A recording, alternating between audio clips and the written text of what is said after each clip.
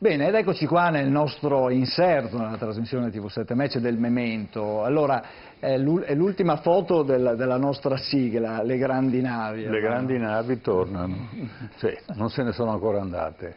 Abbiamo visto il disastro annunciato qualche giorno fa, del 2 giugno. Abbiamo visto cosa sarebbe potuto succedere e fortunatamente non è successo, ma questo non toglie che il problema rimanga e che il problema, cioè che questo evento possa ripetersi.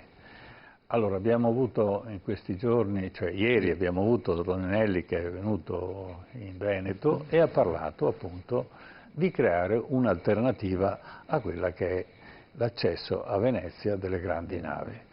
Quindi adesso vediamo il servizio, ma abbiamo con noi, un ospite, presentiamo l'ospite. Un nuovo ospite, vediamo, i nostri telespettatori lo riconoscono. L'ingegner Vincenzo Di Tella. Vincenzo Di Tella, un esperto di opere offshore, abbiamo avuto ospite tante volte per parlare del Mose, ma per parlare anche di portualità e delle possibili soluzioni. Allora, prima di farla intervenire, sentiamo cosa ha detto il ministro Toninelli. Sentiamo. Sapete che finalmente su nostra istanza qualche mese fa attraverso l'autorità di sistema portuale di Venezia abbiamo prodotto i primi studi tecnici di fattibilità tecnico-economica che iniziano a dirci delle idee, perché fino ad oggi purtroppo qua a Venezia sulla questione grandi navi esistevano solo alcune idee, non esistevano i progetti. I tecnici hanno filtrato le idee esistenti, hanno scelto quelle che potevano essere soluzioni percorribili e abbiamo questi primi documenti che sono San Nicolò, come vi ho detto, e Chioggia. Li abbiamo perlustrati, ci portiamo a casa questo bagaglio di conoscenze ulteriori perché ritengo sia fondamentale non solo studiare e valutare sulla carta, ma vedere anche visivamente, quindi toccare con mano quelli che sono i siti locali. Non vi nascondo ovviamente che aver visitato la parte del porto di Marghera, che ricorderete tutti era stata definita da tanti, a partire anche dal sindaco Brugnaro, come una soluzione pronta, come un dossier già definito nel cassetto del sottoscritto, non c'era alcun dossier, però ci sono alcuni dati tecnici che non dico io ma che dicono quelli che lo fanno di mestiere. Arrivando dal canale dei Petroli, una grande nave da crociera, 340 metri e passa, che deve fare un bacino, nel bacino di evoluzione, cioè una curvatura tale da poter attraccare in quello che loro ritenevano essere già un progetto esistente, cioè la banchina del nuovo porto crocieristico a Marghera. Ci sono forti criticità e la criticità è la sicurezza. Se a ciò abbino il fatto che nel canale Petroli c'è una viabilità promiscua, cioè adesso passa una nave petroliera o una nave porta mega container e dopo 5 minuti passa una nave da crociera con a bordo 6-7 mila persone e porta la memoria di quanto accaduto il 2 di giugno con l'incidente che tutti abbiamo visto, che solo grazie a Dio non ha portato feriti gravi o morti. Io sono preoccupato perché quella è una zona ricchio Seveso, ci sono raffinerie, ci sono stoccaggi di benzine, ci sono petrolchimici. Alessandro Manzoni parlava che l'inferno è lastricato di buone intenzioni, vero ingegnere? Sì. Allora sembra che si sia informato e le alternative sarebbero San Nicolò o Chioggia. Quanto realistico è fare un porto di queste grandi navi? Vorrei che andasse in onda, ce l'ha alle spalle l'ingegnere, una grande nave all'interno, nel contesto, va bene, di Venezia, e vediamo che proporzioni ci sono tra la Giudecca e questa grande nave e che possibilità abbiamo di fermare questa nave durante il suo transito se sbaglia la rotta, e a sbagliare la rotta abbiamo visto che sono bravi. Ecco, è realistico parlare di Chioggia e di Nicolò? Allora, guardi, la soluzione, quello che è successo, come ha detto lei, è una tragedia annunciata. Perché che una nave di quelle dimensioni, con 2 rimorchiatorini portuali, che servono soltanto per farle tenere la direzione, possa far fronte a inconvenienti tipo quello che si è verificato il 2 giugno, e siamo stati fortunati, siamo stati molto fortunati, perché prima di tutto, era condizioni di mare e di vento assolutamente tranquille, non c'era vento. Immagino se fosse stato anche un po' di vento su quelle vele esposte, cosa sarebbe successo. Certo. In più, dove la nave ha urtato, per fortuna ha urtato la banchina, ma se andava 50 metri più avanti, prendeva in pieno il battello lagunare con le persone a bordo, avremmo contato a decine i morti, certo. Non 5 poveri infortunati soltanto. Ma c'è da dire qualcosa di più. Se questo fatto, invece di succedere nel canale della Giudecca, che è abbastanza grande, certo, tra l'altro, fosse successo nel canale di Vittorio Emanuele o qualsiasi altro canale che vogliono fare, in laguna, eccetera, al di là del disastro ambientale di cui abbiamo discusso anche qui diverse volte, no? Che cambierebbe l'idrodinamica dello scambio mare-laguna, noi ci saremmo trovati questa nave interrata, cioè, perché in 150 metri di canale, una nave di 40 metri, perdendo la direzione, essendo fuori controllo, finisce in barena. È un attimo che vada fuori rotta. E va in barena. Certo. A questo punto non ci sono neppure le condizioni per i mezzi di soccorso per arrivarci. Certo. Quindi sarebbe stato un disastro ancora dal punto di vista del porto, dal punto di vista della sicurezza delle persone a bordo, ancora più grande. Certo. Quindi diciamo che far entrare le navi in laguna effettivamente è qualcosa che non ha senso, non ha nessun motivo per cui la laguna non è adatta a recepire queste esatto. Ora queste sembra che il ministro, che sono immense rispetto alla struttura lagunare. alla struttura della laguna, i canali. Allora, i canali, cioè. Diciamo ai telespettatori che la profondità media della laguna è da 30-40 centimetri. Sì. Il canale di Petroli fu costruito negli anni 60-70 appositamente per far entrare le grandi petroliere e per fortuna si sono fermati là. Sì.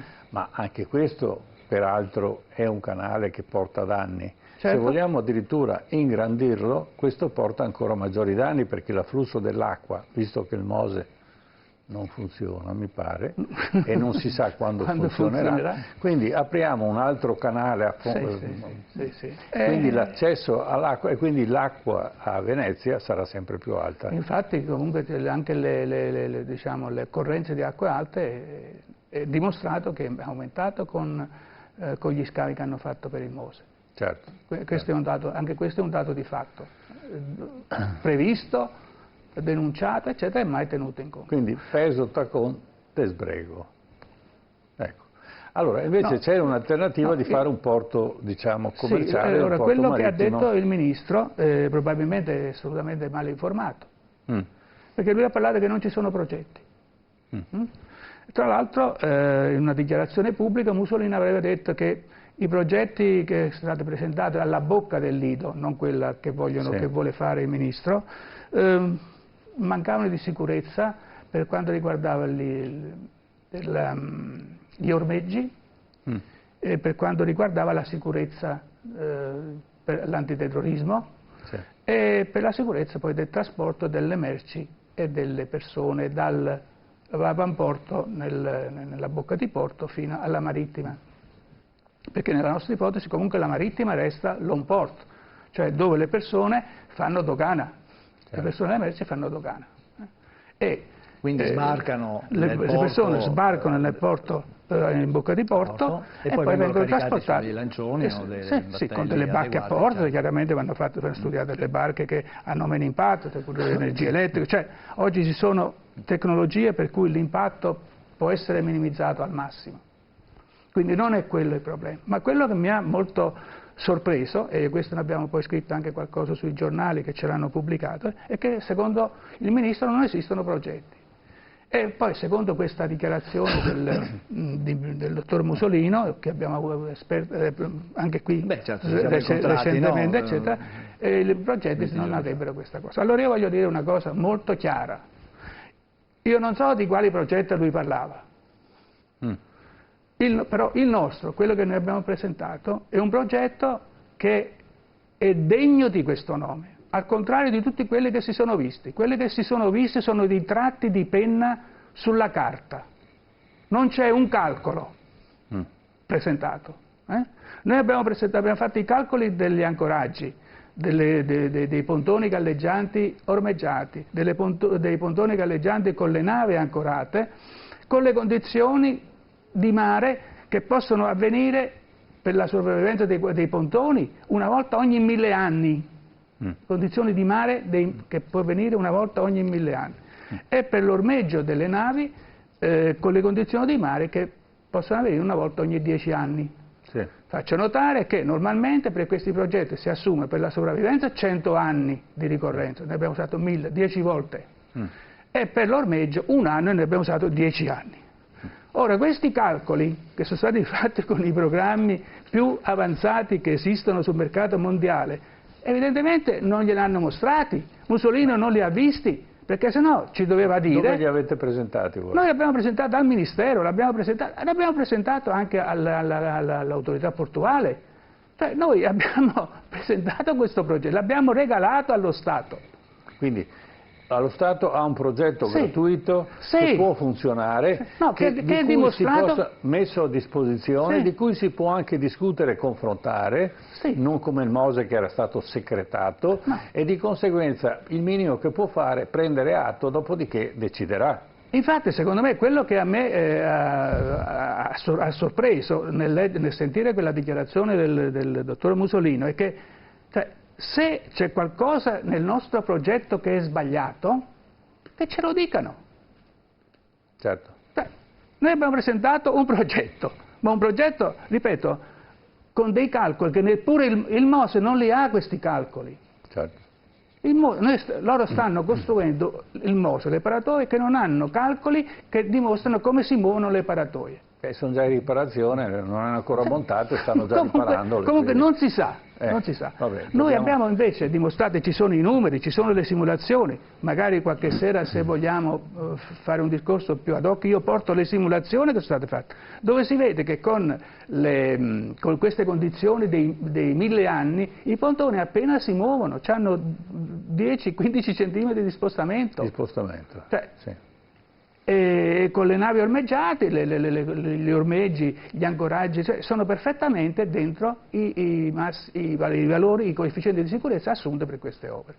Quindi dire che non esiste un progetto... Quindi è un progetto a tutti gli effetti. Torneremo a parlare di questo, torneremo a far rivedere il progetto e magari, perché no, lo rispediamo di nuovo al Ministro, all'attenzione del Ministro, perché può darsi che i suoi collaboratori non abbiano avuto l'accortezza di presentarglielo. Ovviamente non possiamo pretendere che Toninelli sappia tutto di tutti, lo mettiamo al corrente e poi casomai andiamo anche a intervistarlo. Certo. Io sono veramente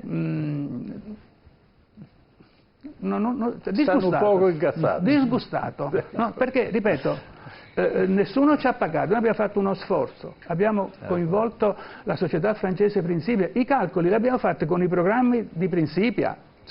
Che sono quanto di meglio al mondo oggi esiste in questo campo. Questi calcoli hanno dimostrato che il sistema funziona perfettamente. Non è che, abbiamo messo al corrente i nostri telespettatori dell'esistenza di un reale progetto fattibile, che ha costi limitati e che può risolvere il problema. E che è fuori dalla laguna. E quindi non abbiamo rischi di collisioni, di cose di questo genere, e che provvederemo di notarlo rapidamente al Ministro, perché forse non è stato informato. Bene. Per questa sera abbiamo detto tutto. Abbiamo detto un po'. La prossima volta riprenderemo il discorso, perché non ci fermiamo. Memento vuol dire che ritorniamo. Che ci ritorniamo sopra, che no. Gutta cavat lapidem. Grazie all'ingegner Vincenzo Di Tella per essere stato con noi. Adesso noi una breve pausa pubblicitaria, e dopodiché torniamo e incontreremo alcuni dei nuovi sindaci che sono stati eletti con le ultime Dal titolo ricominciamo dai sindaci, perché la politica reale la fanno i sindaci. Ricominciamo dai sindaci, certo. A tra poco, certo, stanno aspettando, a tra poco.